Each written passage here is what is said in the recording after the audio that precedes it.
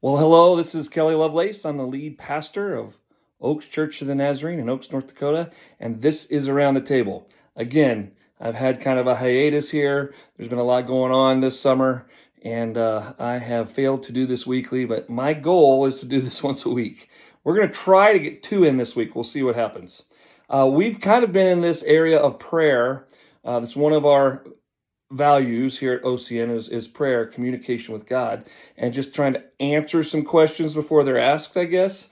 I've talked about prayer the previous two Around the Tables, and I just felt like maybe I needed to close it up right here with this and just let's talk about it really quick. Now, before I get into prayer, there's something that's going on in our life and in our world that we need to be aware of. So there is conflict. There is a rub. There is this banging of philosophies, if you will. And the Word, God's Word, the Holy Bible is really clear about that there's going to be this rub between what He's calling us to do and who He's calling us to be versus what the world is telling us and how it operates and what it wants us to conform to. So we've, as a church, and then I've been drawing you in too as well into this idea that starts in Romans 12 verses 1 and 2, which talks about this transformation that's got to take place.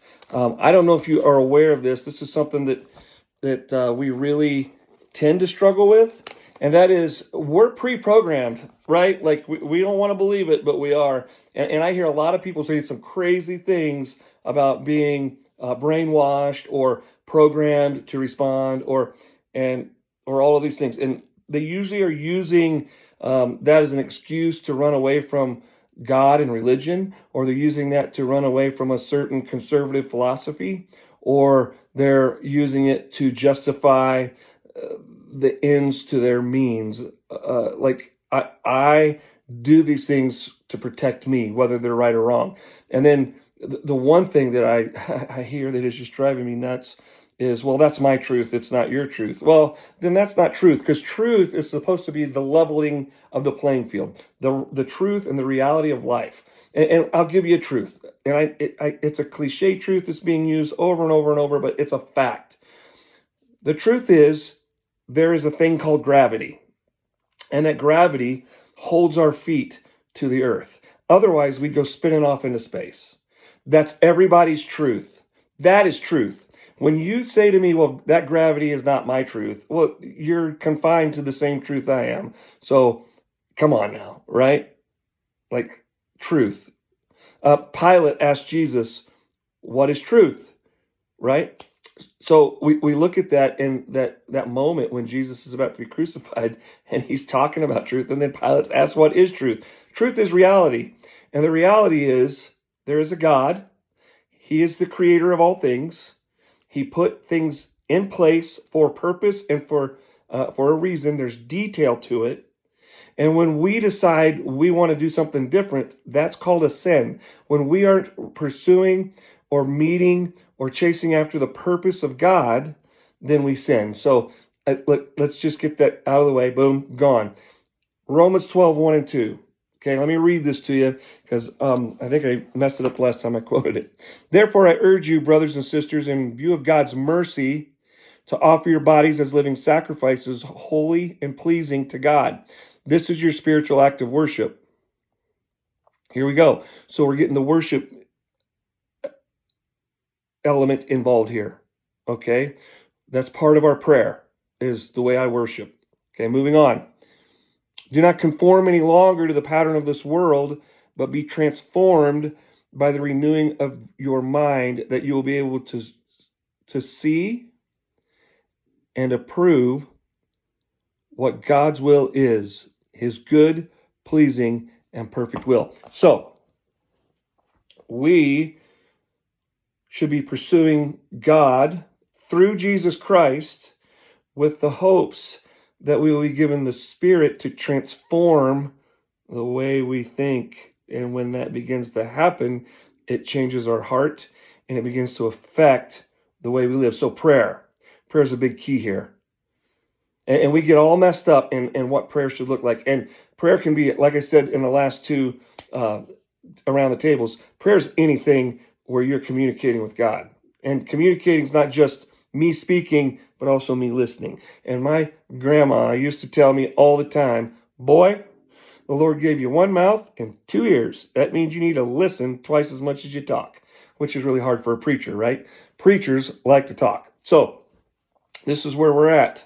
Prayer, communication, speaking and listening, not preparing a defense for my actions when God shows up and says, hey, I can't have you doing that anymore. Or not giving him an excuse for not doing something he's asking us to do, but listening and then asking for him to show us how, right? I want to leave this here on the table as we talk because I think it's important. Psalm 102:17 says, he will respond to the prayer of the destitute. He will not despise their plea. That's Psalm 102:17. This is really important for us. And this is this little nugget that's found in this psalm that David wrote about the people and the restructuring and the rebuilding of what's been destroyed, the calling of the people, right? God hears our plea. Now I've heard different pastors and different evangelists and different theologians, and they all talk about God can't hear the sinner's prayer, or God isn't able to respond or hear what's going on in the life of someone who's far from him. This right here just refutes that. He will respond to the prayer of the destitute. Now, what does that prayer look like? The destitute means you got nowhere else to go. I know people who are destitute and starving, but they still got a cell phone. I'm not judging here. I'm just telling you what it looks like. For me, the prayer of the destitute is the person that is at the absolute bottom of their barrel. There's only two ways to go, sideways or up. That's it. And God hears us. But we have to understand in that moment that we're humbling ourselves and asking for God to intervene on our behalf with the understanding that we want to pursue a relationship with him. I heard this comedian recently talk about, I can't pray for that. There's some things you can't pray for. And he talked about his buddy who says, hey, I need you to pray for me today. I got a test. Oh, yeah?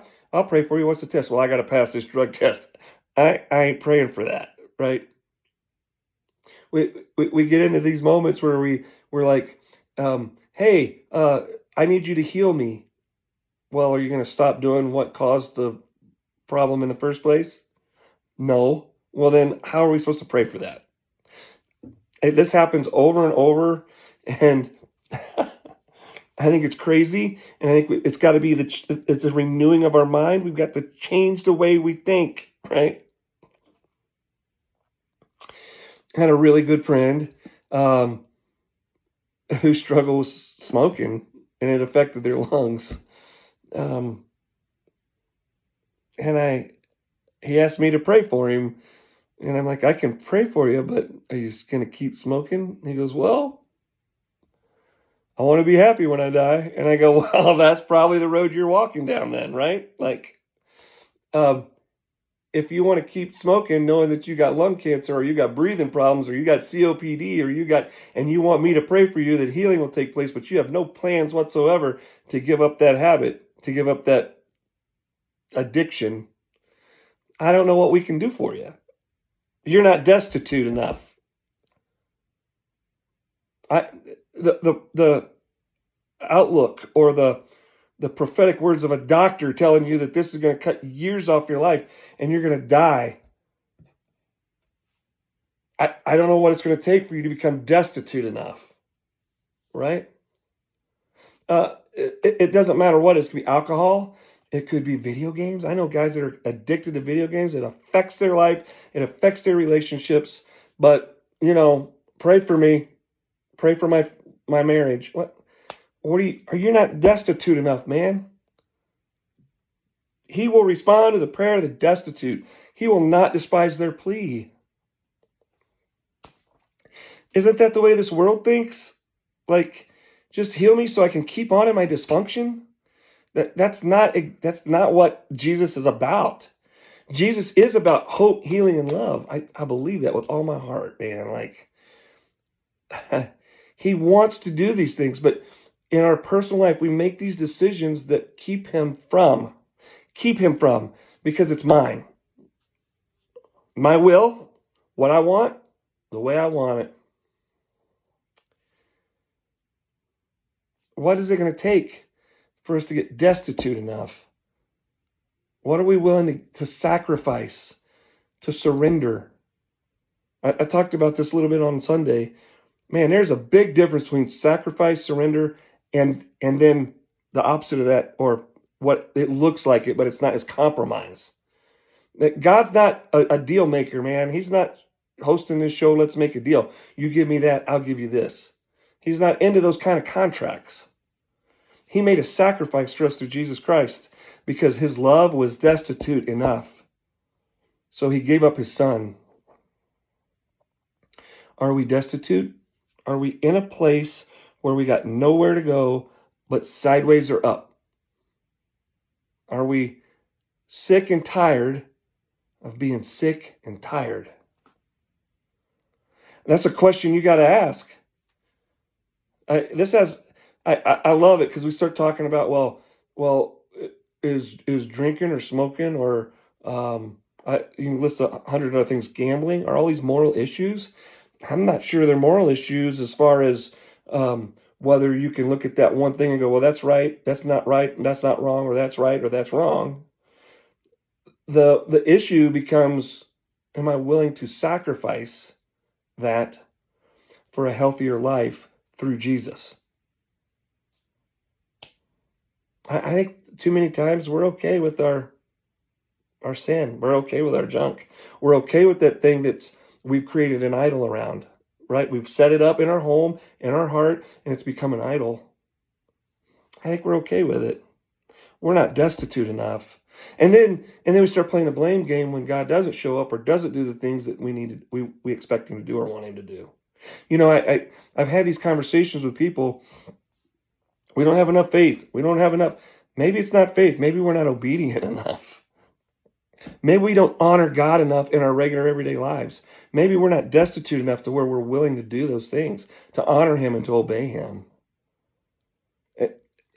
Faith? What is faith? Faith is doing what he tells us to do. Faith is walking with him. Faith is working out our salvation through him by emulating him, by becoming him, by wanting to be like him. Prayer is a big part of that. And so I just kind of leave you with that today when it comes to prayer. And I'm going to be really hard right here. Your prayers aren't getting answered. Are you destitute enough? Are you sick and tired of being sick and tired? Are you ready to sacrifice the thing that God is asking you to sacrifice? Are you destitute enough? And listen, I'm not just speaking to you. That comes up often in my own life as I pray. What am I doing to hinder God's supernatural movement in my life and in the life of the church, in the life of the people that I meet? Am I the hindrance? Am I destitute enough to give it up, whatever hinders? When God shows me, am I able, am I willing to give that up? And so the big question for you today when it comes to prayer is, number one, are you seeking his heart and his face? And then number two, are you destitute enough? Are you humbling yourself before him? Are you allowing him to remove the will that is creating some of the problems and to move in a mighty way? Or are you justifying and making excuses for keeping the junk in your life he's trying to get rid of? Are you destitute enough? That's my lesson for today, man. Like, I don't know how else to put it. Comes across pretty hard, but we got to wrestle with hard, don't we? It's the hard moments in life that galvanize us, that strengthen us, and that build us up. God uses those hard moments. So, listen, I'm praying for you. I love you guys. Remember that you are not alone in all of this, and that you are precious to your Creator. I'm signing off. Have a great week. Hope to see you again sometime soon. Services here at Oceana at 10 o'clock on Sunday. You can stream it live on YouTube at Oaks Nazarene Church. Subscribe. All right. Got a little poke for you. Remember, I'm praying for you. Poke.